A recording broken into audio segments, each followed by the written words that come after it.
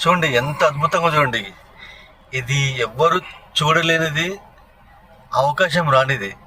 ఇంతకన్నా గొప్పగా నిదర్శనం ఏముంటుంది శివయ్య గురించి?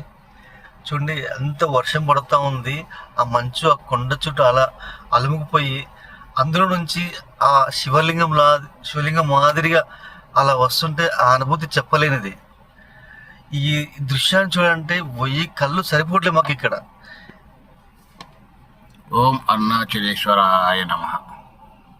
ఇంకొద్దిసేపట్లో ఉంది. యాక్చువల్ మొత్తం ఫాగ్ నిండింది. ఎట్లా అనుకున్నాం, మీకు అవుపిస్తుందో అవుపియదో, మాకు దర్శనానికి అవుపిస్తుంది, కానీ క్యాచప్ అయిద్దో వీడియోలు అని చెప్పి అనుకున్నా.